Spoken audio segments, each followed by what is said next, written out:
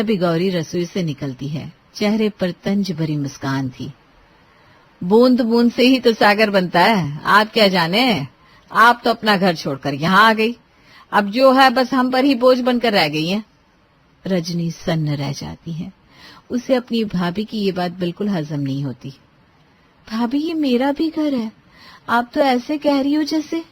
बस कर रजनी, हर बात का जवाब देना जरूरी नहीं होता, चुप रहना सीख। पर मम्मी, तुझे समझ में नहीं आ रहा? रजनी सिर्फ हर्ट नहीं बल्कि हैरान भी थी। वो आंखों में आंसू और दिल में घुटन लिए अपने कमरे में चली जाती है। अगर ससुराल वापस जा सकती होती तो यहाँ एक पल ना रुकती, पर क्या करूं, मेरा भाग्य भगवान ने जाने किस स्याही से लिखा है। रजनी की रात रोते रोते कट गई। फिर अगले दिन शांति और गौरी आंगन में बैठी थी, तभी पड़ोसन माला घर में दाखिल होती है। अरे शांति, कैसी है बहन? तुझसे ये नहीं होता कि माला का हालचाल पूछ ले जाकर?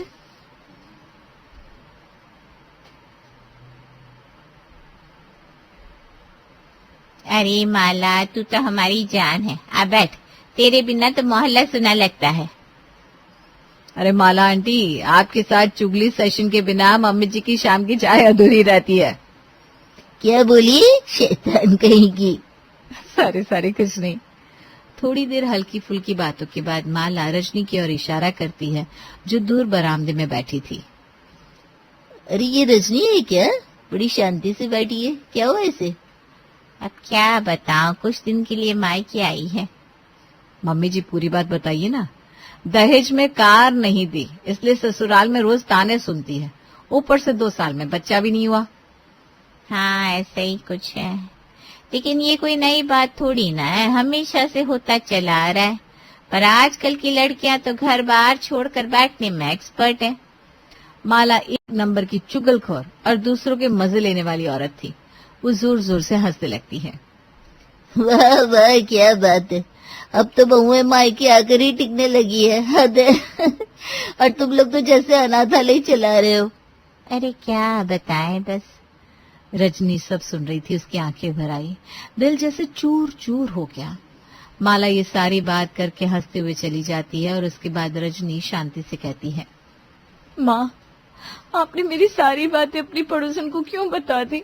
आपने देखा नहीं, वो मेरा मजाक उड़ा रही थी। तो क्या हुआ, माला सिर्फ मेरी पड़ोसन नहीं, मेरी सहेली भी है, सब कुछ शेयर करती हूँ मैं उससे। और उन्होंने कुछ गलत भी तो नहीं कहा? जो लड़की अपने ससुराल को छोड़कर मायके आकर बैठ जाए, उसके बारे में बातें तो होंगी। रजनी की आंखों में आग और पानी दोनों एक साथ उतर आए। थोड़ी देर बहस होती है, लेकिन अंत में शांति बात को टाल देती है। इन सारी बातों का कोई फायदा नहीं, बहस बंद करो अब। हाँ, और नहीं तो क्या। वैसे दीदी, अब आप जाकर खाना बना लीजिए। ठीक है, मैं सब्जी बना देती हूँ। रोटियां तो आपने बना ही ली होंगी ना? नहीं दीदी, मैं तो बाजार चली गई थी, रोटियां भी आप ही बना लीजिए। वैसे भी आपके पास और क्या काम है। रजनी एक पल को गम और गुस्से के बीच झूल जाती है, लेकिन कुछ कहती नहीं, चुपचाप रसोई की ओर बढ़ जाती है। रजनी मौका पाकर अपनी माँ से बात करती है। माँ, आपको सच में लगता है कि जो कुछ भी हो रहा है मेरे साथ, वो सब ठीक है? सब ठीक ही तो है, खाने को मिल रहा है, छत है, और क्या चाहिए। रिश्तों में थोड़ा बहुत तो चलता है। लेकिन माँ, मैं भी तो इस घर की हूँ, मेरी कोई अहमियत है या नहीं? इतने में गौरी की ठंडी पर चुभती आवाज आती है। ओहो, इस हिसाब से तो मैं भी अपने मायके में ही हूँ, है ना? चलिए फिर मैं भी चल देती हूँ, सबका हिसाब बराबर। गौरी, तुम बात को घुमा रही हो। और तुम तो इस घर में सिर्फ रहने आई हो, मालिक बनने नहीं। आवाज ऊंची होने लगती है, बहस तेज हो जाती है। तुम मुझे घर से अलग कर रही हो, मानो मैं कोई बोझ हूँ। ये मेरा भी मायका है, मेरी भी परवरिश यही हुई है। तो क्या हर बार जब तुम्हारे ससुराल में कुछ गलत होगा तुम यहाँ का डेरा डाल दोगी? हमारे घर की जिम्मेदारी क्या हम छोड़ दें? बात बिगड़ने लगती है, तभी रोहन ऑफिस से लौटता है। ये क्या तमाशा लगा रखा है? रोहन तो सही समय पर आया है, देखना ये रजनी क्या क्या कह रही है। मैं तो बस सच कह रही थी। देखो रजनी, शादी के बाद एक लड़की का घर उसका ससुराल होता है, मायका नहीं। तो मतलब हमने तुम्हें यहाँ रुकने दिया, यही बात है। अब हर बात पर यहाँ खड़े होकर बहस करोगी, हमारे घर में झगड़ा करोगी, कलेश फैलाओगी। रजनी अवाक खड़ी रह जाती है। उसकी आंखें भर आती है। वो चुपचाप अपने कमरे में चली जाती है और उस रात वो लगातार रोती रहती है, बिना आवाज के, बिना शिकायत के। फिर अगली सुबह वो उठती है, चुपचाप अपना सामान पैक करती है, घर की चौखट पर खड़ी होती है। सब इकट्ठा हो जाते हैं। मैं वापस जा रही हूँ। बेटा, अगर हमने कुछ गलत कहा हो तो माफ कर देना, लेकिन जो कहा वो समझदारी से ही कहा। हाँ दीदी, वही सही है। भावनाओं में नहीं, दिमाग से सोचो। रजनी कुछ नहीं कहती, बस हाथ जोड़कर नमस्ते करती है और चली जाती है। 1 महीना गुजर जाता है। शांति रोहन से कहती है, रोहन, बहुत दिन हो गए, रजनी से कोई बात नहीं हुई, चलो ना मिलकर आते हैं। ठीक है माँ। शांति, रोहन और गौरी रजनी के ससुराल जाते हैं। अरे आप लोग कैसे आना हुआ? बस रजनी से मिलने आए थे, बहुत दिन हो गए। तो रजनी? वो तो यहाँ नहीं आई, हमें लगा वो आपके पास है। क्या? लेकिन वो तो 1 महीना पहले हमसे कहकर निकली थी वो ससुराल वापस जा रही है। हमें लगा वो वहीं होगी। अब क्या करें, बात बढ़ जाती है, झगड़ा शुरू हो जाता है। आपकी वजह से हमारी बेटी का हाल ऐसा हुआ है। हमारी वजह से? वो तो आपके पास थी, आप ही बताइए कहाँ है वो। गुस्से में बात इतनी बढ़ती है कि शांति, रोहन और गौरी पुलिस स्टेशन चले जाते हैं। साहब, मेरी बेटी को उसके ससुराल वालों ने दहेज के लिए परेशान किया, बच्चे के लिए ताने दिए, अब वो कहीं चली गई है। अच्छा, हम रिपोर्ट दर्ज करते हैं। पुलिस सविता और मोहन को थाने बुलाती है। हम तो खुद परेशान है साहब, वो हमारे पास नहीं आई, हम ही उसकी रिपोर्ट लिखवाने वाले थे। लेकिन आपके खिलाफ शिकायत दर्ज हुई है, दहेज उत्पीड़न और मानसिक प्रताड़ना की। जैसे ही पुलिस उन्हें हिरासत में लेने लगती है, तभी रजनी अपनी सहेली पूजा के साथ वहां आती है। रजनी? रजनी? मैं अपने मायके से नहीं, अपनी सहेली पूजा के पास थी पिछले 1 महीने से। मैंने इसे सहारा दिया क्योंकि इसके पास और कोई नहीं था। इसके ससुराल वालों ने इसे दहेज और बच्चा ना होने पर सताया और मायके वालों ने इसे ताना मारा कि वो अब इस घर की नहीं रही। तो मतलब दहेज वाली बात सच है? हवालदार, इन्हें अंदर डालो। 1 मिनट, सिर्फ इन्हें नहीं, मेरे मायके वालों को भी ले जाइए। रजनी, क्या कह रही है तू? वही जो आपने सुना। आपने कभी मुझे समझा नहीं, सिर्फ टालते रहे। जब मैं टूटी हुई थी, आपने कहा 2 दिन बाद लौट जाना। जब मैं चीख रही थी, आपने कहा ये तो होता रहता है। अगर कल मेरे ससुराल वाले मुझे जला देते तो क्या होता माँ? मेरे ससुराल ने अगर दहेज के लिए सताया तो मेरा मायका भी उस जुर्म में बराबर का भागीदार है। उन्होंने मुझे सहारा नहीं दिया, बल्कि मेरा मजाक बनाया। बेटा, तुम जो कह रही हो वो भावनात्मक रूप से सही है, लेकिन कानून में इस आधार पर हम तुम्हारे मायके वालों पर कार्रवाई नहीं कर सकते। रजनी, हमें माफ कर दे, हमसे गलती हो गई। हम माँ और भाई तो थे, पर इंसानियत भूल गए थे। दीदी, मुझे माफ कर दीजिए। मैं जलन में आपकी बहन नहीं बन पाई, सिर्फ अपनी अहमियत जताती रही। बहू, हम भी गलत थे, हमें माफ कर दो प्लीज। हाँ रजनी, तुम तो मेरी पत्नी हो, तुम मुझे जेल कैसे जाने दे सकती हो? मैं अपनी गलती मानता हूँ, एक मौका दे दो। रजनी चुपचाप सबकी बात सुनती है, फिर पुलिस से कहती है, इन्हें जाने दीजिए। लेकिन ऐसा क्यों है कि जब कोई लड़की मायके लौटे तो वो ये सुने, अब तो इस घर की नहीं रही। उसका घर वही होता है जहाँ उसकी इज्जत हो, चाहे ससुराल हो या मायका। सभी की आंखों में आंसू है। रजनी की बात गूंजती है जैसे एक हथौड़ा रिश्तों के अहंकार पर पड़ा हो। तुम्हारी बात पूरे समाज के लिए एक मिसाल है बेटा, काश सब समझे। धीरे धीरे सब एक साथ गले लगते हैं। आंखें भीगती है, लेकिन दिल हल्के हो जाते हैं। रजनी, रजनी कहाँ मर गई? आई माँ जी। आई माँ जी के बच्चे कानों में रुई ठोस कर बैठी थी क्या? नहीं, वो गाने सुन रही थी? नहीं माँ जी, चाय बना रही थी। चाय क्यों बना रही थी? किसने बोला चाय बनाने को? सुबह सुबह का समय है तो नाश्ते के साथ तो चाय ही बनाई जाती है ना। अब तू मुझे सिखाएगी क्या बनाया जाता है सुबह सुबह? मुझे आज जूस पीना था। अरे मुझे क्या, सबको पीना था, है ना बेटा मोहन? हाँ रजनी, तुम्हें बनाने से पहले पूछना चाहिए। अपने आप को ज्यादा मालकिन समझने लगी हो जो अपनी मर्जी चलाओगी। लेकिन रोज तो चाय ही बनती है, आज तक कभी जूस नहीं बना। क्योंकि भाभी आपने कभी जूस बनाने की जहमत ही नहीं ली। सही बात, जैसे आज तक एक बच्चा नहीं पैदा कर पाई। 2 साल हो गए शादी को। अरे पर यहाँ खड़ी होकर बातें बनाने से अच्छा है जाकर जूस बना लो। जबान इतनी लंबी है, बस चले ही जा रही है, चले ही जा रही है।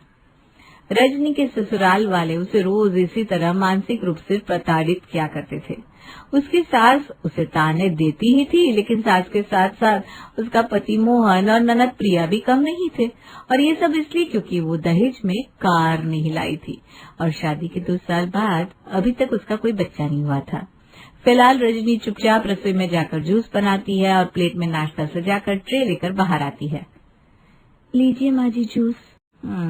अब ये देखना पड़ेगा कि जूस मीठा है या बस रंग मिला दिया। हाँ माँ, भाभी के हाथ का बना तो जहर भी फीका लगे। इतना भी बुरा नहीं है, लेकिन खार जितना स्वाद नहीं है इसमें। कार? अच्छा रजनी, तुम मायके से क्या क्या लाई थी, याद है तुझे? माँ वो सड़ी गली अलमारी जो खोलते ही डर लगने लगता है। और वो मिक्सर 2 बार में ही जल गया, जैसे हमारी किस्मत जल चुकी है। और बच्चा, वो तो अब तक आया ही नहीं। हमारी तो हंसी उड़ती है समाज में। आप लोग ऐसा क्यों कर रहे हैं मेरे साथ? मेरे घर वालों ने पहले ही कह दिया था कि हम कार नहीं दे सकते और बच्चा होना वो सिर्फ मेरे बस में नहीं है। तूने ये कैसी बात कर दी सबके सामने, है? शर्म नहीं आई तुझे? बहू के नाम पर कलंक है, कलंक। कम से कम दहेज की बात तो मत कीजिए। मैं कुछ नहीं लाई क्या? सारा फर्नीचर, साड़ियाँ, गहने। हाँ, लेकिन कार कहाँ है जो सबसे ज्यादा मैं चाहता था? क्या करूं उस सड़ी हुई बाइक का जो तू लाई है? मोहल्ले में सबके पास कार है और हमने सबको बताया था कि कार आएगी, लेकिन तूने 2 कौड़ी की बाइक देकर हमें नीचा दिखा दिया। और अभी पिछले हफ्ते रामू भैया की शादी हुई, उनकी बीवी तो नई नकौर सेडान कार लाई है। स्टाइल देखो उसकी। अरे कहाँ वो भाभी, भगवान बचाए ऐसे कंजूस खानदान से। रजनी अपनी बात रखने की कोशिश करती है, लेकिन कोई नहीं सुनता। सब उस पर चिल्लाते रहते हैं।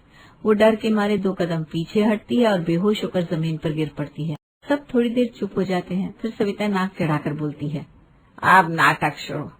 ये तो रोज की आदत बन गई इसकी। अरे कोई पानी लाओ, ड्रामा क्वीन कहेंगी। रजनी के ससुराल वाले इतने निर्दयी थे कि उन्हें उसका बेहोश होना भी नाटक लगता था। रजनी की सेहत भी दिन पर दिन गिरती जा रही थी। इसी दौरान एक दिन मोहन की ममता बुआ घर आती है, तो रजनी उनके लिए नाश्ता और चाय लेकर आती है। अरे वाह रजनी बहू, क्या चाय बनाई है, स्वाद तो बढ़िया है। आपके लिए शायद अच्छी चाय बना दी होगी, हमारे लिए तो ऐसी चाय बनाती है लगता है नाली के पानी से बनाई है। सच में? और नहीं तो क्या, इसके ढोंग पर ना जाना। आपको पता है कब से इससे एक कार के लिए कह रहे हैं, लेकिन इसके कान पर जूं तक नहीं रहेंगी। और बच्चा करना तो मुझे इसके बस की बात ही नहीं लग रही। ये तो सच कहा, कैसी लप्पू झन्मासी तो है। बच्चा पैदा करेगी तो भगवान को ही प्यारी हो जाएगी। सब हंसते हैं। रजनी अंदर ही अंदर खुद से कहती है, अब बहुत हुआ, अब बर्दाश्त नहीं होगा। ये लोग मुझे इंसान ही नहीं समझते। मैं बच्चा पैदा नहीं कर सकती। कभी अपने बेटे का टेस्ट करा के देखे तो असलियत पता चलेगी। रजनी कमरे में चली गई। वो तकिए में मुंह छिपाकर सुबकने लगी। उसका मोबाइल पास में ही था। वो कांपते हाथों से अपनी सहेली पूजा को कॉल लगाती है। पूजा! अरे रजनी, तो रो रही है, क्या हुआ? मैं बहुत नहीं सह सकती यार, ये लोग मुझे खा जाएंगे किसी दिन। साफ साफ बता क्या हुआ है। रजनी फूट फूट कर रोने लगती है और सारी बात बताती है। सास के ताने, मोहन का तिरस्कार, दहेज की बातें, बच्चा ना होने की तानेबाजी, सब कुछ। तुझे मैं पहले ही कहती थी कि ये लोग अच्छे नहीं है, तू सुनती कहाँ थी? देख, आज नहीं तो कल ये लोग तुझे जिंदा जला देंगे। ऐसे ही लोग होते हैं ये। नहीं पूजा, समझ बोल, लेकिन तू शायद सही कह रही है। मेरी एक बात मान, कल ही मायके चली जा। तो इंसान है, पैर की जूती नहीं है कि हर कोई रगड़ता रहे। रजनी की आंखों में उदासी के साथ गुस्सा भी आता है। वो गहरी सांस लेती है और कहती है, हाँ, अब और नहीं सह सकती, चली जाऊंगी मैं।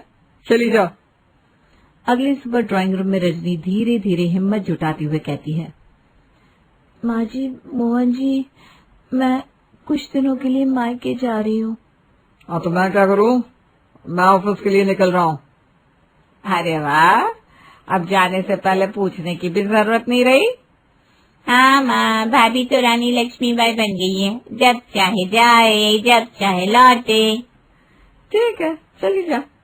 लेकिन सुन ले रजनी, अब तभी लौट कर आना जब गाड़ी लेकर आए, वरना तेरे लिए इस घर में अब कोई जगह नहीं है। नमस्ते माँ जी। ठीक है, नमस्ते नमस्ते। रजनी भारी मन से अपने मायके पहुंचती है। दरवाजा खुलता है। उसकी माँ शांति, भाई रोहन और भाभी गौरी खुशी से रजनी को देखकर झूम पड़ते हैं।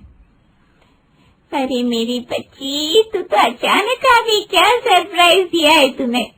ओहो, रजनी आ गई, चलो अब घर में रौनक बढ़ेगी। हम आपको बहुत मिस कर रहे थे दीदी, जल्दी आइए, मैं आपके लिए आलू के पराठे बनाती हूँ। रजनी हल्की मुस्कान देती है। उसके अंदर का दर्द अभी भी छुपा हुआ है, लेकिन माहौल उसे थोड़ी राहत देता है। वो आज बहुत दिनों बाद हंस रही थी। रजनी, याद है जब मैं तुम्हें स्कूल में छोड़ने जाता था, तुम कितना रोती थी और आप रास्ते में गोलगप्पे खिलाकर मुझे चुप करवाते थे। आज भी वैसा ही प्यार है तुम लोगों के बीच, नजर ना लगी किसी की। रजनी मुस्कुराती है। वो सोचती है कितने दिन बाद उसने एक अच्छा दिन देखा है। फिर अगली सुबह रजनी बैठी होती है तो थोड़ा उदास हो जाती है। उसकी उदासी देखकर शांति कहती है, क्या हुआ रजनी बेटा, सुबह से ऐसे क्यों बैठी है? कल तो बड़ी खुश दिख रही थी तू। माँ, वो ससुराल में जो हो रहा था मैं अब छिपा नहीं सकती। क्या हुआ तेरे ससुराल में, बता मुझे। फिर वो सब कुछ बता देती है। हर अपमान, हर ताना, हर घुटन। शांति थोड़ी देर चुप रहती है, फिर ठंडी सांस लेकर कहती है, देख बेटा, पति पत्नी में ऐसे छोटे मोटे झगड़े तो होते ही रहते हैं, और रही दहेज की बात, हमने तो पहले ही कह दिया था कि गाड़ी नहीं देंगे। तू जाकर बात कर, समझा, वो तेरी बात समझ जाएंगे। आप समझ क्यों नहीं रही हो? वो लोग अच्छे नहीं है, वो मुझे इंसान ही नहीं समझते। देख बेटा, 2 दिन बाद लौट जाना, सब ठीक हो जाएगा, सोच समझ कर व्यवहार करना। रजनी चुप हो जाती है। वो जानती है कि माँ उसकी पीड़ा नहीं समझ पा रही। उसे अंदर ही अंदर चोट लगती है। 2 दिन तो उसके अच्छे गुजर जाते हैं मायके में, लेकिन उसके बाद एक दिन जब गौरी और रोहन बाजार जाने की तैयारी कर रहे थे तो वो कहती है, भैया भाभी, मैं भी चलूं बाजार? अरे ये हमारा टाइम है, प्लीज आप बीच में मत आइए, हम दोनों का थोड़ा अकेला समय होता है। गौरी का ऐसा जवाब सुनकर रजनी हक्का बक्का रह जाती है। वो धीरे धीरे अपने कमरे में चली जाती है और दरवाजा बंद करके रोने लगती है। उसी समय रोहन दरवाजा खटखटाता है। अरे रजनी, चलो ना, तुम भी हमारे साथ चलो, मस्ती करेंगे। नहीं, आप रुक जाइए, मैं ठीक हूँ। अरे चलो भी, वो तो मैंने ऐसे इरिटेट होकर कह दिया क्योंकि इनसे कुछ लड़ाई हुई थी। रजनी उन लोगों की बात मानकर बाहर आती है और उनके साथ बाजार जाती है, लेकिन वो समझ चुकी थी कि अब उसके मायके वाले भी उससे चिढ़ रहे हैं, और ये डिनर के बाद साबित भी हो जाता है। रोहन, खाना तो हो गया, अब एक छोटी सी फरमाइश है। हाँ बोलो। जरा बाजार से मेरे लिए एक छोटी सी आइसक्रीम ले आओ ना, बड़ी इच्छा हो रही है। आइसक्रीम? अभी मैं नहीं जा रहा। अरे भैया, कहाँ ज्यादा दूर है, 2 मिनट का तो रास्ता है। आप नहीं समझेगी दीदी, आपके आने से पहले ही हमारे खर्चे ज्यादा हो गए। अब अलग से आपके लिए आइसक्रीम लाकर खिलाऊं तो कैसे चलेगा, समझा करो यार। रजनी का चेहरा उतर जाता है, उसकी आवाज भर्राने लगती है। मैंने तो बस 10 रुपए की आइसक्रीम मांगी थी, क्या इससे भी किसी का बजट बिगड़ जाता है? भाई बीवी तो बीवी होती है, चाहे तोतली हो या सुरीली। क्या बोलती है तेरी बीवी, मुझे तो समझ नहीं आता। कल 4 बार नहाना पड़ा उसके कारण। क्या है माँ, क्यों हमेशा उसे कोसती रहती है? और क्यों ना आना पड़ा, ऐसा क्या हो गया? अरे बार बार कह रही थी नहा ले नहा ले, मुझे लगा कुछ है जो देना चाहती है नहा कर। बाद में पता चला नहा ले कह रही थी। तो माँ मूर्ख तो तू ही ना, जो बार बार नहा रही थी, ना नहाती। हाँ बस गर्मी थी तो मैंने भी नहा लिया। लेकिन बेटा तू वो सब छोड़, ये बता कि ये सब कितने दिन तक, कब तक चलता रहेगा?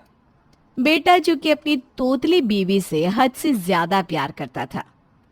माँ वो मेरी बीवी है, जीवन भर हमेशा मेरे साथ ही रहेगी ना माँ। माँ को बेटे पर गुस्सा आ जाता है। वो उस पर चिल्लाने ही वाली थी कि पीछे से कोयल बहू जो कि तोतली होती है उसकी आवाज आती है। लाकेश, लाकेश, मेरे बाबू ने खाना खाया।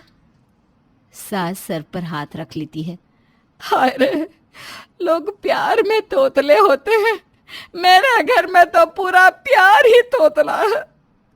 बीवी की बात सुनकर राकेश कहता है, हाँ हाँ मेरा बाबू, तुम्हारे बाबू ने खाना खा लिया और तुम भी खा लो, है ना बहू? बहू सास के मुंह से तोतला सुनकर रोने लगती है। अरे छोड़ो ना, कोई नहीं समझ सकता हम लोगों का प्यार। वैसे तुम ना रोते वक्त भी बहुत अच्छी लगती हो मेरी कोयल रानी। बस फिर क्या था, कोयल रोते रोते सास की बुराई करती है। बोलते लेते कि मैं टांग नहीं तलती। अरे चुप हो जाओ ना, तुम्हें पता है ना तुम्हारा रोना मुझे बर्दाश्त नहीं होता। मत तलाक कर लो ना, उबाल दिया करो या भून दिया करो। वो कह रही है कि काम नहीं करती। अच्छा ओ, अरे कोयल, वो तो हर सास को लगता है कि उसकी बहू काम नहीं करती, लेकिन वो ये नहीं जानती ना कि तुम कितनी सुंदर हो। काम करोगी तो तुम्हारी सुंदरता कम नहीं हो जाएगी, हैं क्या? बीवी को खुश करना कोयल के पति को बहुत अच्छे से आता था। लेकिन फिर भी ये तो सच ही है ना कि बीवी तोतली है, तोतली ही रहेगी। चुनो। अब किसी को नहीं चुनना मेरी कोयल, तुझे चुन लिया ना, सब मिल गया। चुनो, मैं क्या बोल रही हूँ? पति को समझ में आ जाता है कि कोयल क्या कूक रही है। तुम बाजार से टमाटर ले आओ। कैसी बात कर रही हो जानू, बाजार में मैं क्या करूंगा? कमाने के लिए तो मैं ऑफिस से ही कमा लेता हूँ ना। कोयल परेशान कि पति को कैसे समझाए कि उसे कमा कर नहीं, टमाटर चाहिए। टमाटर। हाँ ना बेबी, कमा कर ही दूंगा, चोरी का थोड़ी ना खिलाऊंगा मेरी जानू को। बीवी फटाफट फोन में गूगल करके टमाटर की फोटो निकालती है और ले के लेते हम। अच्छा, बाजार से टमाटर ले आऊं? ठीक है ना मेरी कोयल रानी, अभी ला कर देता हूँ। सब ठीक ही चल रहा था। सास भी समझ रही थी कि क्या किया जाए, बहू तोतली है तो। लेकिन फिर घर में ननद आती है। कोयल भाभी जरा चाय तो ले आओ। नहीं नाती हूँ। क्यों नहीं लाओगी? इतने महीनों बाद ननद आई है और आप बोल रही हैं कि चाय नहीं देंगी? अरे छुटकी चुप हो जाना, वो बोल रही है कि अभी लाती हूँ। क्या है माँ, भाभी तोतली है, तू कैसे मैनेज कर लेती है? अब क्या बोलूं, जब करम ही फूटे हो तो घर से बाहर निकलो तो मोहल्ले वालों ने नाम दिया है तोतली की सास। सब्जी वाले बोलते हैं तोतली भाभी कैसी है। अरे क्या बोले, बस समझो चल रहा है। अच्छा माँ सुन, वो क्या है ना, मेरे ससुराल में जो शादी पड़ी है उस पे गलती से भी भाभी को ना ले आना, पता चला मजाक बनकर रह जाएगा सारा। अरे तो भाभी को नहीं लेकर आऊंगी तो किसे लेकर आऊंगी? कौन से तेरे पापा जिंदा है जो उनके साथ स्कूटर में बैठकर फुर्र करके आ जाऊं? तो भाई के साथ आ जाना ना माँ, इन्हें किसी काम से मायके भेज देना या कोई बहाना बना देना, ठीक है ना। बहू ये सब सुन लेती है और फिर, अरे बहू, वो तेरी ननद के देवर की शादी है तो उसके लिए मैं साड़ी लेने जा रही हूँ। ठीक है माँ जी, पैसे ले जाइए, लहंगा भी ले लीजिएगा। अरे पागल हो गई है क्या? इस उम्र में कौन लहंगा पहनेगा? मैं नहीं पहनती लहंगा वहंगा। माँ जी लहंगा लहंगा, पैसे ले ले। ये बोलकर वो सास को पैसे दे देती है। हाय रे, इतने सारी पैसों की गड्डी कहाँ से आई? पति सब देख रहा होता है कि कैसे बीवी माँ को पैसे दे रही है। कितनी प्यारी है मेरी कोयल, सबका कितना ध्यान रखती है। कोयल रानी, मैं सब जानता हूँ कि तू मुझसे पैसे चोरी करके जमा करती है, लेकिन तेरी यही अदा, हाय हाय हाय। उधर तोली कल की लगाता इंचे। किससे तोली? तोली क्या बहू? बहू जो कि पहले से ही दुखी होती है, वो सास को अपने गले का हार दिखाकर कहती है, ये लहंगा लहंगा। अच्छा बहू, तू लहंगा बोल रही है? लहंगा ठीक है, ले लूंगी लहंगा बस, और गहना भी ले लूंगी बस। सास और ननद शॉपिंग में चली जाती है। माँ, मैं तो खूब सारी शॉपिंग करूंगी। मैंने तो पति से बचाकर बहुत सारे पैसे रखे हैं, अभी उसी की ढेर सारी शॉपिंग करूंगी। हाँ हाँ, क्यों नहीं। मेरा तो पति ही नहीं जिससे पैसे चुराऊं मैं बेचारी। अब रहने देना माँ, भाभी ने सारे पैसे तो तुझे दे दिए, इतने तो मैंने भी चोरी नहीं किए जितने तेरे पास है। हाँ हाँ ठीक है, चल अब। दोनों माँ बेटी खूब सारी शॉपिंग करते हैं। शाम को घर आते हैं तो, क्या बात है माँ, किस बात की शॉपिंग चल रही है? अरे वो तेरी बहन के देवर की शादी है ना अगले महीने, तो उसी की तैयारी कर रही हूँ। क्या बात है माँ, लेकिन कोयल को भी साथ ले जाते और आपने मुझसे पैसे नहीं मांगे, क्यों? वो क्या है ना कि बहू। अभी माँ बात पूरी करती कि बहन बोल पड़ती है, वो क्या है ना भैया, मैंने पैसे दे दिए थे माँ को शॉपिंग के लिए, अब वो पैसे तो मुझे दे देना। माँ देखती रहती है कि बेटी कितनी चालाक है, लेकिन क्योंकि पैसा तो बेटी को मिलेगा, वो शांत हो जाती है। ठीक है बहना, दे दूंगा तुझे पैसे। भाई अंदर बीवी के पास जाता है, जहां वो अंधेरे में बैठी होती है। अरे मेरी कोयल, अंधेरे में क्यों बैठी है, क्या हो गया? मैं लौट लिया तो तुम्हें मुझे डांट नहीं लगना चाहता। अरे कैसी बात कर रही है मेरी रानो? चलो कहाँ चलना है, मैं चलता हूँ। नहीं नहीं, मैं ठीक हूँ। कोयल रो रो कर पति को माँ और बहन की सारी बात बता देती है। ये तो गलत है, तुम सबका कितना ख्याल रखती हो, सबको प्यार करती हो, और ये लोग। अरे तुम तोतली हो तो क्या हुआ, कोई बात नहीं, लेकिन अपनी चीज तो सबसे प्यारी होती है ना। और अगर तुम नहीं जाओगी तो मैं भी कहीं नहीं जाऊंगा तुम्हारे बिना। पति गुस्से से बाहर आता है तो सामने बहन खड़ी होती है। क्या बात है भैया, बड़े गुस्से में लग रहे हो, भाभी ने कान भर दिए हैं क्या? नहीं नहीं, वो तो तोतली है ना, वो बेचारी क्या भरेगी, वो तो बस तुम लोगों की खातिरदारी करेगी। वैसे कितने पैसे खर्च किए तूने आज माँ पर? 20,000। अभी दे रहे हो क्या भैया? भाई बीबी को आवाज देता है।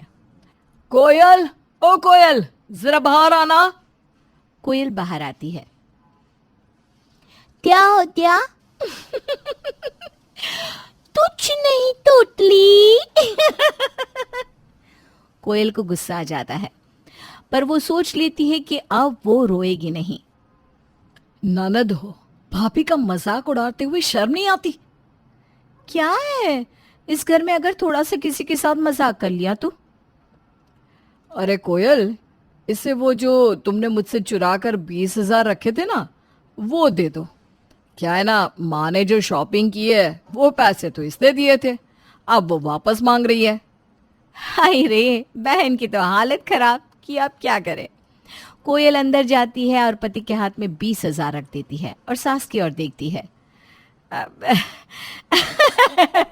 वो तो अच्छा था कि छुटकी थी, वरना तो मेरी शॉपिंग हो ही नहीं पाती। माँ बस कर अब, कोयल ने तेरी और छुटकी की बेइज्जती ना हो इसलिए ये 20,000 दे दिए। मैंने खुद देखा था, उसने तुझे गहने के लिए पैसे दिए थे। माँ का चेहरा पीला पड़ जाता है, लेकिन अब सास और ननद दोनों को कोयल पर बहुत गुस्सा आता है भाई के जाने के बाद। माँ अब इस तोतली को तो मैं सबक सिखा कर रहूंगी। अरे रहने देना, बेइज्जती तो खुद की ही होगी जब उसे शादी में नहीं ले जाएंगे।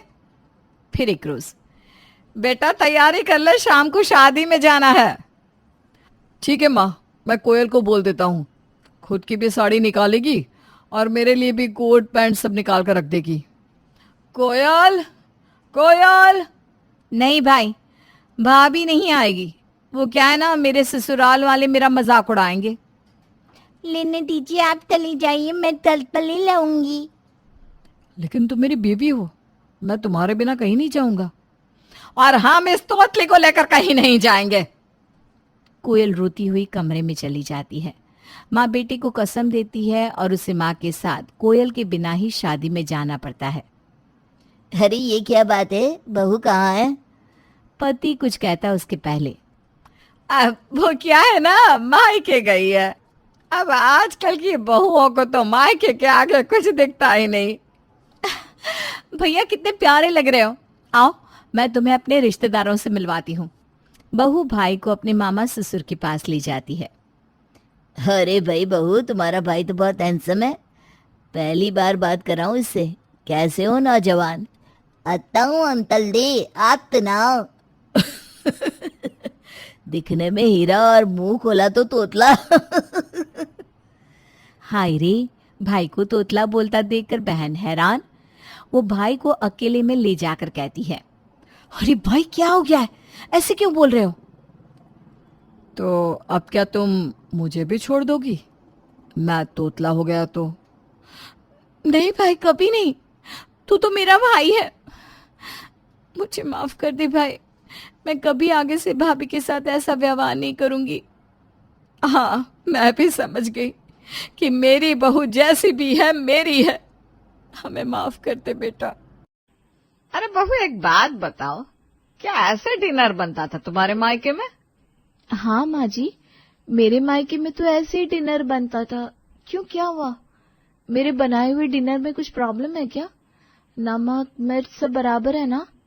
बराबर है, लेकिन तुम्हारी सब्जियां बराबर नहीं है। एक बात बताओ, घर में खाने वाले कितने लोग हैं? स्वीटी दीदी, पापा जी, आप और रमन, सबको मिलाकर 6 लोग होते हैं। लेकिन आप ये सवाल मुझसे क्यों पूछ रही हैं? वो क्या है ना बहू, मेरा गणित थोड़ा कमजोर है, इसलिए सोचा तुमसे पूछकर कंफर्म कर लूं, घर में कितने लोग हैं? मैं कुछ समझी नहीं माँ जी, आप क्या कह रही हैं? अरे नालायक, मेरे कहने का मतलब यह है कि घर में खाने वाले हैं 6 और तूने डाइनिंग टेबल पर 1 सब्जी रोटी बनाकर रख दी। ऐसा रूखा सूखा खाना कोई नहीं खाता यहाँ पर। तो ये सोचकर बता, 6 लोग क्या कभी 1 सब्जी पसंद कर सकते हैं? अरे कम से कम 3-4 तरह की तो सब्जियां बना देती। बेचारे मेरे बच्चे ऐसा रूखा सूखा खाना कभी बीमारी में भी नहीं खिलाया मैंने उन्हें, चाहे मेरी जितनी तबीयत खराब रही हो। लेकिन मजा लो जो अपने बच्चों के स्वाद के साथ कभी समझौता किया हो। आपकी कहने का मतलब है कि मैं डिनर में 4 तरह की सब्जियां बनाऊं? आंखें फाड़ कर क्या देख रही है? जीवन में पहली बार 4 तरह की सब्जी का नाम सुन रही है क्या? इसीलिए कहते हैं रिश्ता हमेशा बराबरी वालों में करना चाहिए। कहाँ तुम चटनी रोटी खाकर गुजारा करने वाले लोग और कहाँ हम। माफ कीजिएगा माँ जी, लेकिन अब आप ना जरूरत से ज्यादा बोल रही हैं। ठीक है, माना कि पापा जी बहुत बड़े व्यापारी हैं, लाखों रुपए महीने की कमाई है उनकी, लेकिन इनका ये मतलब बिल्कुल भी नहीं है कि मेरे पापा ने जीवन भर मुझे चटनी से रोटी खिलाई है। आप एक बार मेरे हाथ का खाना खाकर तो देखिए, मैं कितना लजीज खाना बनाती हूँ। लोग सिर्फ मेरे हाथ का खाना खाने हमारे घर आते थे। देख बहू, अपने मुंह मियां मिट्ठू बनने का काम मेरे घर में नहीं चलेगा। सास के मुंह से खरी खोटी सुनने के बाद बेचारी लीना रसोई में आ जाती है और आंखों में लुढ़क आए आंसुओं को साफ करने लगती है। मैंने तो माँ जी के लिए इतने प्यार से सब्जी बनाई थी, पूरे 2 घंटे बाद तैयार हुई थी ये रेसिपी। सोचा था ये रेसिपी खाने के बाद आप सब लोग वाह वाह कर उठेंगे, पर यहाँ तो माँ जी ने वो सब्जी किसी के मुंह तक पहुंचती ही नहीं दी, पहले ही मुझे 10 बातें सुनाती। अरे महारानी, अब रसोई में जाकर कोप भवन में बैठी रहेगी या फिर सबको खाना भी सर्व करेगी? जी माँ जी, मैं ध्यान रखूंगी आगे से डिनर में एक तरह की नहीं बल्कि 3-4 तरह की सब्जियां बना दूं। मैं अभी नहीं हूं ना इस घर में, इसलिए मैं जानती नहीं थी आप लोगों का खान पान किस तरह का है। अच्छा ठीक है ठीक है, रसोई में से अचार चटनी पापड़ वगैरह लेकर आ। इतना तो कर सकती है ना कि पापड़ का नाम भी जीवन में पहली बार सुन रही है। पापड़ चटनी का नाम क्यों नहीं सुना होगा, अभी लेकर आती हूँ ना। बेचारी लीना घबराती हुई रसोई में जाती है और अचार पापड़ चटनी वगैरह लाकर डाइनिंग टेबल पर सजा देती है। कुछ देर में घर के सारे सदस्य आते हैं और डाइनिंग टेबल पर बैठ जाते हैं। हमने क्या बनाया है डिनर में? कुछ ढंग का बनवाया है ना, वरना मैं नहीं खाना खाने वाली। नखरा करने की जरूरत नहीं है। अब तुम्हारी भाभी से जो बन पाया उससे बना दिया। तुम्हें खाना है नहीं खाना है, जाकर अपनी भाभी से बात करो, मेरा दिमाग खाना बंद करो तुम लोग। देखो भाभी, खाना बनाने से पहले एक बार ना आपको सबकी चॉइस पूछ लेनी चाहिए थी। ऐसा तो पहली बार हो रहा है घर में कि डिनर बनकर टेबल पर लग गया और किसी ने ये तक नहीं पूछा हमें खाने में खाना क्या है। अरे तुम लोग कंप्लेंट ही करते रहोगे या एक बार कैसरोल खोलकर देखोगे भी कि तुम्हारी भाभी ने बनाया क्या? शादी को 2 दिन हुए नहीं, लग गए साहबजादे बीवी के लिए लीपा पोती करना। अरे माँ, लीपा पोती नहीं कर रहा हूँ, बस इतना कहना चाह रहा हूँ कि आज पहली बार इस घर में खाना बनाया है उसने। किसी के एफर्ट को अप्रिशिएट भी तो कर सकते हैं आप लोग। आप सब तो राशन पानी लेकर चढ़ गए उसके ऊपर। ठीक है, अगर कुछ कमी रह भी गई है तो प्यार से समझा दो उसे, कल से सबकी शिकायत दूर करने की कोशिश करेगी। ठीक है भाभी, तो ऐसा है कल से खाने में 2-3 वैरायटी जरूर बना लेना। ये खाना भी कोई खाना है? एक ही सब्जी से रूखा सूखा खाकर पेट भर लो। रात को अपने कमरे में। अरे क्या हो गया लीना, इतनी अपसेट क्यों नजर आ रही हो? कोई चाहे जो भी कहे, लेकिन मुझे तुम्हारे हाथ के वो मलाई कोफ्ते बहुत पसंद आए। तुमने वाकई बहुत अच्छा खाना बनाया था। जाइए, झूठी तारीफ मत करिए। घर में बाकी सब लोगों के चेहरे देखकर समझ में आ रहा था कि मैं आपके परिवार में बिल्कुल भी फिट नहीं हो रही हूँ। मेरी वजह से शर्मिंदगी झेलनी पड़ी ना आपको। अरे बाबा, ऐसा कुछ नहीं है। और तुम भी सबकी बातों को ना नेगेटिवली मत लो। ऐसा समझो कि तुम्हें ये पता चल गया है कि क्या करने से तुम सबको खुश कर सकती हो। अरे जब लोग चाहते हैं कि खाने में 2-3 वैरायटी हो तो ठीक है, कल से 2 और सब्जियां बना लिया करना। सब्जियां तो मैं बना दूं, लेकिन ये बताओ, क्या मैं पूरा दिन खाली रहती हूँ? ऑफिस से आने के बाद एक पैर पर खड़े होकर मैंने ये मलाई कोफ्ता तैयार किया। अगर 4 तरह की सब्जी बनानी होगी तो उसके लिए मुझे कम से कम 4 घंटे तो चाहिए। ऑफिस से घर लौटते लौटते 7:30 बज जाते हैं। ऊपर से तुम्हारी मम्मी का फरमान, वो कुक के हाथ का खाना नहीं खाएगी, यानी कि खाना हर हाल में मुझे ही बनाना है। तुम्हें बताओ, 7:30 बजे घर आने के बाद कैसे मैं 4 तरह की डिश बनाकर डाइनिंग टेबल पर लगा दूं? कमाल की बात कर रही हो यार तुम। अब तुम्हारी ये बात तो मेरे गले से नीचे नहीं उतर रही है। एक सब्जी बनाने में तुम्हें 2 घंटे लग गए और तुम्हारे कहने का मतलब है अगर तुम्हें 4 सब्जी बनानी होगी तो कम से कम 4-5 घंटे का टाइम चाहिए। अरे भाई, इस हिसाब से तो मेरी मम्मी को पूरा दिन रसोई में रहना चाहिए था, लेकिन ऐसा तो बिल्कुल भी नहीं है। मम्मी तो आधे घंटे में सब बनाकर तैयार कर देती थी। और ऐसा बिल्कुल भी मत समझना कि मम्मी तुम्हारे ऊपर कोई टॉर्चर कर रही है। बचपन से ही लंच हो या डिनर, मम्मी 4 से 5 तरह की सब्जी बनाया करती थी। इसलिए घर में सबको आदत हो गई है कि एक तरह की सब्जी खाकर पेट ही नहीं भरता। पति की बात सुनकर अब तो लीना और भी हैरान रह जाती है। इसका मतलब मेरे खाना बनाने के तरीके में कुछ प्रॉब्लम है, वरना ऐसे कैसे हो सकता है कि जिस काम को मम्मी जी आधे घंटे में कर लेती है उसे करने के लिए मुझे 4-4 घंटे की जरूरत पड़े। दिशा, सोच रही हूँ जॉब छोड़कर घर पर ध्यान दूं। सोचा तो था कि नौकरी और घर दोनों को साथ लेकर चलूंगी, लेकिन अब समझ में आ रहा है कि सब इतना आसान भी नहीं है। अरे यार, अभी तेरी शादी को टाइम ही कितना हुआ है, अभी से हिम्मत हार जाएगी क्या? और भूल मत जा, आज के टाइम में जॉब मिलना इतना आसान काम नहीं है। अच्छा ये बता, ऐसी क्या बात हो गई जो तेरे मन में ऐसी बात आई? अरे क्या बताऊं, मेरे ससुराल वालों को एक वक्त में 4-4 सब्जियां खाने की आदत है और मुझे तो घर जाकर एक सब्जी बनाने में इतना टाइम लग जाता है। उसके बाद किसी तरह दौड़ते भागते बस फुल्के बना पाती हूँ। लेकिन मेरे इतना करने पर भी ना परिवार में कोई भी खुश नहीं है। तू ही बता, नई शादी में हर रोज चिक चिक सुनने से तो बेहतर है ना कि मैं फिलहाल अपना घर ही संभालूं। अगर एक बार सब बिगड़ गया तो फिर चाह कर भी सब कुछ ठीक करने का मौका नहीं मिलेगा। अरे यार, तेरे जैसी इतनी टैलेंटेड लड़की ऐसे हिम्मत हार जाएगी? और फिर मुझे ये समझ में नहीं आ रहा, एक वर्किंग बहू से एक वक्त में 4 सब्जियों की डिमांड करना कहाँ की समझदारी है? ये तो नाइंसाफी है बिल्कुल। तू क्या दुनिया की कोई भी लड़की ऑफिस से घर लौटने के बाद 4 सब्जी बनाकर टेबल पर नहीं लगा सकती?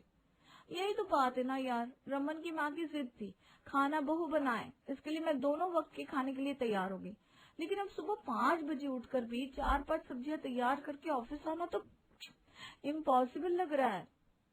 देख यार, मेरी मम्मी ने एक बात सिखाई थी, जब घी सीधी उंगली से ना निकले तो उंगली को टेढ़ा कर लेना चाहिए। तेरे ससुराल वालों को बहुत शौक है ना वर्किंग बहू से 4 तरह की सब्जियां बनवाने का। तो ठीक है, कल से तो उनकी पसंद के हिसाब से 4 तरह की नहीं बल्कि पूरे 10 तरह की सब्जियां बनाएगी। पागल है क्या? तेरे सामने अपना दुख रो रही हूँ और तू बातों को बढ़ा चढ़ा कर बोल रही है। देख, तेरे घर पर मेड तो लगी हुई है ना झाड़ू पोछा बर्तन के लिए, तो ऐसा कर, उसको थोड़े पैसे देकर सब्जियां चॉप कराने का काम भी करा ले कल से। बस सब्जी मंडी जाकर तुझे अलग अलग तरह की जितनी सब्जियां मिल जाए सब खरीद कर फ्रिज में भर दे और काम वाली से एक साथ सब कुछ चॉप करवा कर रख ले। घर में जितने कुकर और भगोने हैं सब में अलग अलग सब्जियां डालकर उन्हें उबाल कर रख ले। अब इन उबली सब्जियों को नमक, मिर्च, जीरा और हींग का तड़का लगाकर सब्जी बनाकर रेडी कर दे। मेरी ये रेसिपी फॉलो कर और फिर देख कैसे 5 मिनट में 10 सब्जियां तैयार होती है। दिशा के बताए अनुसार लीना घर जाकर 4-5 सब्जियों को काटने के बाद कुकर में उबालने के लिए रख देती है। फिर एक साथ 2 कढ़ाई में सारी सब्जियों में तड़का लगाकर डाइनिंग टेबल पर सजा देती है। बहू की बनाई हुई 4-5 सब्जियों को डाइनिंग टेबल पर रखा देख पूरा परिवार खुश हो जाता है। आज पहली बार एक वक्त में 10 सब्जियां खाकर पूरा परिवार बेहद खुश नजर आ रहा था। एक बात बताओ, पहले तो एक सब्जी बनाने में तुम्हें 2 घंटे लग जाते थे, अब 5 मिनट में 10-10 सब्जियां बनाकर तैयार कर देती हो। कोई जादू की छड़ी हाथ लग गई है क्या? तुम्हारे हाथ की 5 सब्जियों को खाकर मुझे वो स्वाद नहीं मिल पा रहा जो तुम्हारी एक सब्जी में होता था। रंग स्वाद एकदम परफेक्ट होता था उसमें। ये तो ऐसा लग रहा है जैसे बस उबाल कर रख दिया है। कोई जादू की छड़ी हाथ नहीं लगी, बस मैंने अब बहुत ज्यादा मेहनत करके खाना बनाना छोड़ दिया है। अब मैं एक सब्जी बनाने में अपनी पूरी जान डाल देती थी ना, तब किसी ने मेरे हाथ के खाने की कभी तारीफ ही नहीं की। इसलिए मैं भी अब जो 5 मिनट में बन जाए उसी स्टाइल का खाना बना लेती हूँ। और हाँ, स्वाद और वैरायटी दोनों एक साथ तो नहीं मिल पाएंगे क्योंकि ये घर है, होटल नहीं। तो पतिदेव अब इन उबली हुई सब्जियों से ही काम चला। ये कहानी है वृंदा कॉलोनी की, जो रावी नदी के किनारे बसी हुई थी। वैसे तो आमतौर पर वृंदा कॉलोनी में सभी मकान 3 मंजिल के ही बने हैं, लेकिन सिर्फ विशाखा ही है जिसे 3 मंजिला मकान से सख्त चीड़ है। मैं पूछता हूँ माँ, क्या जरूरत है इतना बड़ा प्लॉट खरीदने की? देखो ना, सबने 100 गज के प्लॉट को ही 3 मंजिला बना रखा है। अब इस 3 मंजिला मकान में आराम से 10-12 लोग रह सकते हैं। लेकिन तुम हो के जिद पर अड़ी हो कि 300 गज से कम का मकान नहीं खरीदोगी। अरे जेब भी तो देखो ना, 300 गज का प्लॉट 3 गुना दाम में भी तो पड़ रहा है। अरे महंगा पड़ रहा है तो पड़ जाने थे, सामान क्या रोज रोज खरीदी जाती है। और मुझे वो माचिस का डब्बा नहीं खरीदना जिसमें परिवार में एक सदस्य भी बढ़ जाए तो डिब्बे पर डिब्बा चढ़ाने की जरूरत पड़ जाए। घर तो ऐसा होना चाहिए जहाँ इंसान सुकून से रह सके। 2 लोग आ भी जाए रहने के लिए तो जगह कम नहीं पड़नी चाहिए। अब ऐसे साथ रहना भी क्या रहना कि माँ बाप नीचे रह रहे हैं, बच्चे ऊपर।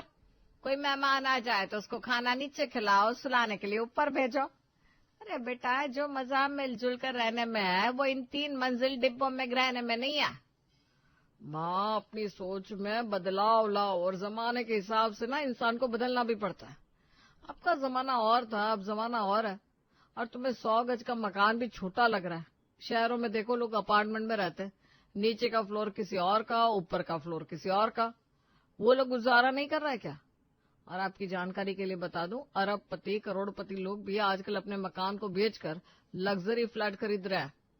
अरे बेटा, भाड़ में जाने दे करोड़पति लोगों को। ना तो हमारे पास करोड़ों रुपया है, ना उनकी तरह सोचने की जरूरत है। हम तो मिडिल क्लास लोग हैं, हमारी जिंदगी अमीरों से बहुत अलग होती है। मुझे किसी सेलिब्रिटी से कोई मतलब नहीं है।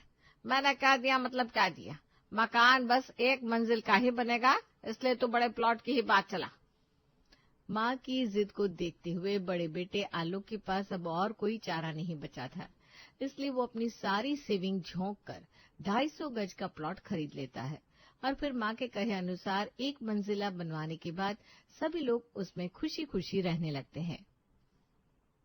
अरे वाह दादी, अच्छा हुआ आपने इतना बड़ा घर खरीद लिया। हमारे घर में तो इतनी जगह है कि हमें खेलने के लिए पार्क में जाने की भी जरूरत नहीं पड़ती। अपने आंगन में ही मजे से खेल लेते हैं हम लोग। और वो पड़ोस वाला बिट्टू है ना, उस बेचारे के घर में तो बस कमरे ही कमरे हैं, खेलने की बिल्कुल जगह नहीं है। देख लिया तुमने, ये अक्ल की बात मेरे छोटे से पोते को समझ में आ गई। लेकिन तुम 30 साल के हो गए, तुम्हारी समझ में ये बात नहीं आ रही कि छोटे से प्लॉट को चाहे जितनी मंजिल ऊपर चढ़ा लो, लेकिन उसमें रहने में वो सुख नहीं जो एक बड़ी जमीन में 1 मंजिला मकान बनवा कर रहने में है। हाय, कितना अच्छा लगता है। अपनी आंखों के सामने बच्चे आंगन में दौड़ भाग करते हैं, घर में रौनक लगी रहती है। अरे माँ जी, खेलने के लिए घर नहीं पार्क होता है, और ज्यादा सर पर मत चढ़ाइए इस चिंटू को। कल क्रिकेट खेलने में खिड़की का कांच तोड़ दिया उसने। ये कोई समझदारी की बात थोड़ी ना है। अरे अपने घर के अंदर क्रिकेट कौन खेलता है? आप भी ना गलत बातों के लिए शह दे रही हैं। बड़ी बहू, ऐसा है कि मेरे पोते के खेल कूद पर नजर लगाने की जरूरत ना है। और ऐसा कौन सा बच्चा है जिसने बचपन में खेल कूद करते हुए तोड़ फोड़ ना करी हो? कोई बात नहीं, कांच टूट गया तो टूट गया, फिर लग जाएगा। चिंटू बेटा, तू आराम से खेल।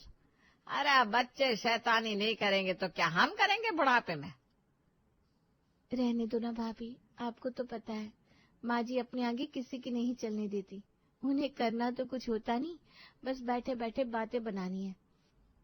पूरा दिन घर में धमा चौकड़ी मचाकर बच्चे काम तो हमारा ही बढ़ाते ना। माँ जी को क्या फर्क पड़ता है? अपने जमाने में तो बच्चों को खेलने के लिए गांव में गलियों में भेज दिया करते थे लोग। अब आजकल तो बच्चों को घर के बाहर भी छोड़ने का जमाना नहीं रहा।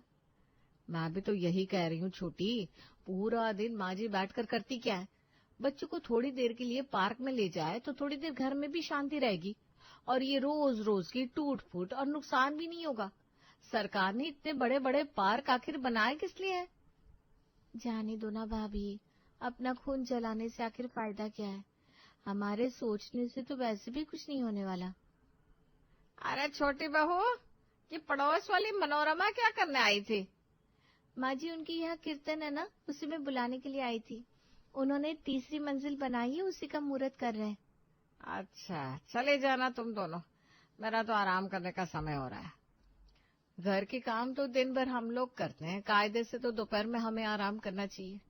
अब पड़ोस में भजन कीर्तन होंगे तो उसकी जिम्मेदारी भी हम दोनों की रहेगी क्या? मुझे ऐसा क्यों लग रहा है बड़ी बहू कि तुम मुझे ताना मार रही है कि मैं पूरा दिन घर में खाली बैठी रहती हूँ? अरे माँ, क्यों बात का बतंगड़ बना रही हो? ठीक है तो कह रही है वो, उनके पास 100 काम है घर गृहस्थी की, वो काम निपटाएं कि पड़ोस में भजन कीर्तन में जाकर बैठे। और वैसे भी अभी कीर्तन सत्संग करने की उम्र तुम्हारी है, तुम जाओगी तो ठीक रहेगा। बड़े बेटे की बात सुनकर विशाखा मुंह टेढ़ा करके कीर्तन में जाने के लिए तैयार हो जाती है। आजकल के बेटे बहू को तो बड़े बुजुर्ग बस आंखों में खटकते हैं। अरे मैं क्या समझती नहीं हूँ कि ये बातों के तीर किस तरफ को चला रही थी? बेटे और बहू के कहने के कारण विशाखा के पास अब और कोई चारा नहीं बचा था, इसलिए बेमन से वो पड़ोस वाले घर में कीर्तन के लिए चली जाती है। बहन जी, मंडली वालों को आने में थोड़ा समय है, चलिए आपको अपना मकान दिखा कर लाती हूँ। पड़ोसन के कहने पर विशाखा इनकार नहीं कर पाती और उनके साथ उनका मकान देखने के लिए निकल पड़ती है। 3री मंजिल पर पहुंचकर, देख लीजिए विशाखा बहन जी, अब आपका तो 1 ही मंजिल बना हुआ मकान है। आपको कहाँ पता होगा कि 3 मंजिला मकान में रहने का आनंद क्या होता है। छत पर खड़े होकर तो ऐसा महसूस होता है जैसे इंसान बादलों के बीच में खड़ा है। छत पर इतनी ठंडी हवा लगती है कि दिल खुश हो जाता है। ठीक है बहन जी, मुझे बड़ी खुशी है कि आपने 3 मंजिला मकान बना लिया, लेकिन ये जो बातों के व्यंग बाण आप मेरी तरफ छोड़ रही हैं ना, मैं खूब समझ रही हूँ। अब आपको तो 3 मंजिला मकान बनाना ही पड़ेगा ना। 100 गज का प्लॉट है आपका, 3 बेटे हैं। अब 100 गज के मकान में कहाँ कहाँ 3 बेटे बहू पोते पोतियों को रखेंगे, इसीलिए मजबूरी में एक के ऊपर एक डब्बा चढ़ाना पड़ रहा है। लेकिन हम तो बड़ी दूर की समझ रखते हैं। जब ये मकान खरीद रहे थे ना, तभी मैंने अपने बेटे से साफ साफ कह दिया था, देखो मुझे ना ये एक मंजिल पर दूसरी मंजिल चढ़ाने वाला मकान बिल्कुल पसंद नहीं है। घर तो ऐसा होना चाहिए जिसमें एक ही मंजिल पर पूरा परिवार मिलजुल कर हंसी खुशी से साथ में रहे।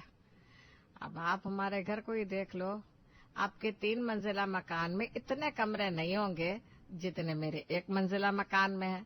और सिर्फ कमरा क्यों, बच्चों के खेलने के लिए खुली जगह है। और जिस कीर्तन को करने के लिए आपको तीसरी मंजिल की छत पर सबको बुलाना पड़ रहा है ना, ऐसे छोटे मोटे काम तो हमारे आंगन में ही कर लेते, इतनी जगह होती है। आई बड़ी 1 मंजिला मकान पर घमंड करने वाली। ये तो वही बात हो गई ना, नाच न जाने आंगन टेढ़ा। पहले 3 मंजिला मकान बनवाओ, उसके बाद पता चलेगा 3 मंजिला मकान क्या भला है। मकान बनवाने की हैसियत नहीं है और बातें बड़ी बड़ी। ठीक है, जिसके पास जितना हो उसे उतने में संतोष करना चाहिए, लेकिन किसी दूसरे के बने हुए काम में नुक्ताचीनी तो नहीं करनी चाहिए। और जाने दीजिए ना बहन जी, क्यों बिना बात में बात को बढ़ा रही है। और वैसे भी आज आपकी मकान का मुहूर्त है, अच्छा नहीं लगता ये सब। वो मेहमान है आपकी, और कहते हैं मेहमान की तो 4 गलतियां भी माफ। घर आए मेहमान का आदर सत्कार करना चाहिए। हाँ भाई, हम तो आदर सत्कार ही कर रहे थे। सत्कार करने के लिए ही तो बड़े प्रेम से इनको कहा कि चलिए आपको अपना घर दिखा लाते हैं। लेकिन ये तो जैसे पहले से ही सोच कर बैठी थी कि यहाँ हमारी खुशी में शामिल होने नहीं आई, बल्कि हमें नीचा दिखाने आई है। और हाँ भाई, बनवाया है हमने 3 मंजिला मकान।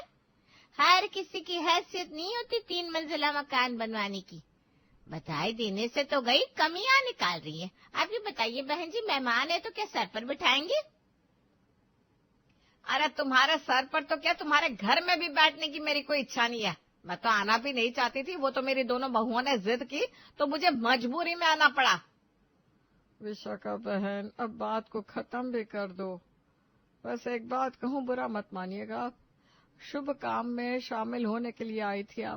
आपको इस तरह की अशुभ बातें नहीं करनी चाहिए थी। और ठीक है, अगर आपको कई मंजिले वाले घर नहीं पसंद तो अपनी पसंद को अपने तक सीमित रखिए।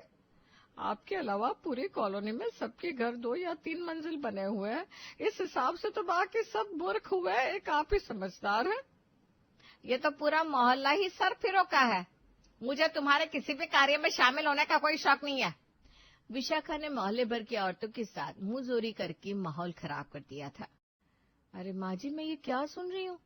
पड़ोस वाली रीटा बता रही थी कि उसकी सासू माँ ने हमारे परिवार में किसी के भी साथ बातचीत करने के लिए मना किया है, और कल आपको कीर्तन में शामिल होने के लिए भेजा था। तो क्या बवाल करके आई आप वहाँ पर? अरे मैं क्या बवाल करूंगी, यहाँ की औरतें ही सारी बदतमीज है। जाने दो, वो क्या हमसे बात नहीं करेंगे, हम ही उनकी तरफ पलट कर नहीं देखेंगे। माँ जी, ऐसा कहाँ होता है? अब कॉलोनी में रह रहे हैं, कभी तो किसी किसी की जरूरत पड़ती है ना। ऐसे पड़ोसियों के साथ बिगाड़ कर घर थोड़ी ना चलता है। तुम दोनों ना मुझे पाठ पढ़ाना बंद करो और कान खोलकर सुन लो। इस घर में सास मैं हूँ। तुम दोनों जितना मैं कहती हूँ उतना करो, ज्यादा जबान और दिमाग चलाने की जरूरत ना है। अब विशाखा की बात काटने का साहस तो किसी में भी नहीं था, इसलिए कुछ दिन इसी तरह बीत जाते हैं। देखते ही देखते बरसात का मौसम आता है और इस बार रिकॉर्ड तोड़ बारिश हो जाती है।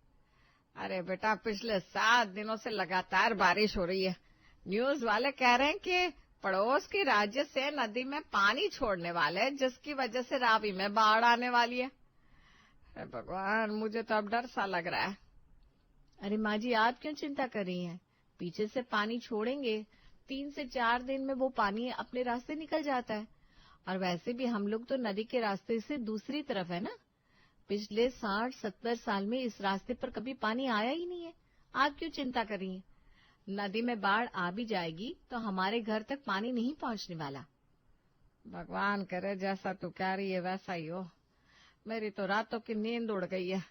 एक तो ये नाच पिटे न्यूज वाले दिन रात बार बार दिखा कर ऐसा डर बिठा देते हैं ना कि आंख बंद करो ना तो भी हर तरफ पानी पानी नजर आता है। किसी तरह 3 दिन और बीते, लेकिन हुआ वही जिसका डर था। माँ, न्यूज देखी तुमने? सरकार की तरफ से रेड अलर्ट है। अगले 24 घंटे में जबरदस्त बारिश होने वाली है। पहले ही हमारे एरिया में पानी भरने लगा है। अब अगर बारिश बंद नहीं हुई तो मुझे लग रहा है कि गली गली में नदी बहने लगेगी। अरे शुभ शुभ बोल बेटा। आखिरकार विशाखा और उसके बेटे का डर सच साबित हो गया और नदी में पानी का दबाव बढ़ते ही वो नए रास्ते के अलावा अपने 100 साल पुराने रास्ते पर बहने लगी। लेकिन दुख की बात यह थी कि नदी के इस पुराने रास्ते पर अब वृंदा कॉलोनी भी आ चुकी थी। लेकिन कहते ना, लालच में इंसान चाहे भूल जाए, लेकिन प्रकृति अपने अतीत को कभी नहीं भुलाती। अचानक ही पानी उफान मारता हुआ पूरी वृंदा कॉलोनी से होकर बहने लगा। माँ जी जल्दी आइए, देखिए पूरे ड्राइंग रूम में पानी भर गया है। अरे हमारा सोफा टेबल सब पानी में तैर रहा है। हे भगवान, ये सब क्या हो गया?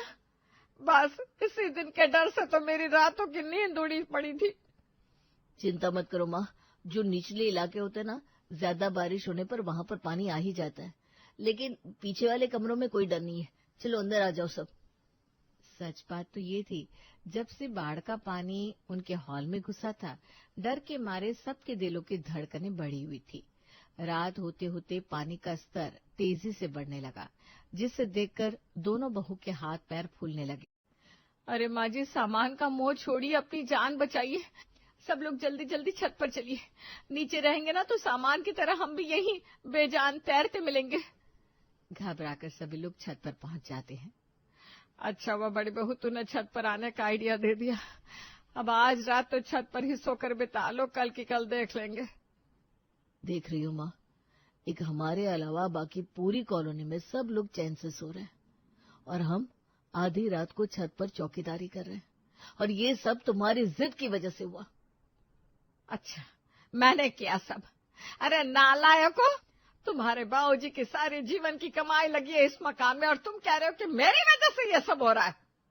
माँ, तुम्हारी जिद थी ना कि तुम्हें सिर्फ 1 मंजिला मकान चाहिए। बाकी कॉलोनी वालों की तरह अगर हमने भी 2-3 मंजिला मकान बनाया होता तो आज हम भी शान से दूसरी मंजिल पर बेफिक्र होकर सो रहे होते। नालायक, माँ की कमियां निकालते रहा करो तुम बस। अरे मुझे क्या सपने आ रहे थे? जो 100 साल में नहीं हुआ वो अब हो जाएगा। बरसात में थोड़ा बहुत पानी तो भर ही जाता है, लेकिन यहाँ बाढ़ आ जाएगी ये तो मैं कभी सपने में भी नहीं सोच सकती थी। और वैसे भी ज्यादा परेशान होने की जरूरत नहीं है। 2-4 दिन में पानी का बहाव कम हो जाएगा, फिर उसके बाद हम लोग वापस नीचे चले जाएंगे। माँ जी, बारिश हो रही है, ऊपर से हम यहाँ खुले में छत पर बैठे हैं और आप अभी भी कह रही हैं कोई बड़ी बात नहीं हुई। इसीलिए कहते हैं उम्र में इंसान बड़ा है, इसका मतलब ये नहीं है कि वो सारे फैसले ठीक ही लेगा। अगर उस समय आपने हम लोगों की सुन ली होती तो आज ये दिन देखना ना पड़ता। अरे कम से कम ऊपर एक कमरा ही बनवा लिया होता, कम से कम बारिश में तो ना भीग रहे होते हम लोग। अब ये बहस करना छोड़ो और कुछ उपाय ढूंढो।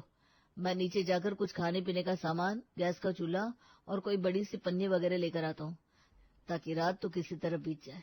और अगर 2-3 दिन तक पानी नीचे नहीं उतरा तो कुछ खाने पीने के लिए भी तो चाहिए होगा ना, नहीं तो भूखे प्यासे मर जाएंगे। छोटा बेटा नीचे जाकर छत पर समय बिताने के लिए जरूरी चीजें लेकर ऊपर आता है।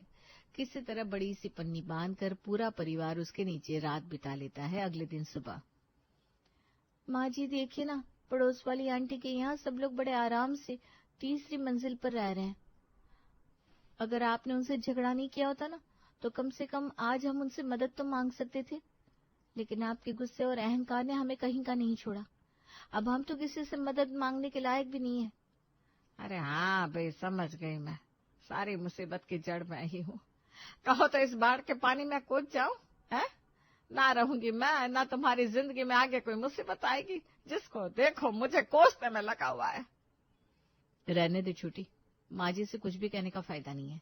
इन्हें तो आज भी हर काम में हमारी ही गलती निकालनी है। अच्छा तू जरा चूल्हा जला ले, कुछ तो बनकर तैयार हो, बड़ी जोर की भूख लगी है। दोनों बहू मिलकर छत पर ही चाय बना रही थी कि एक बार फिर से जोरदार बारिश शुरू हो गई और जुगाड़ के लिए बंधी हुई पन्नी से पानी रिसने लगता है।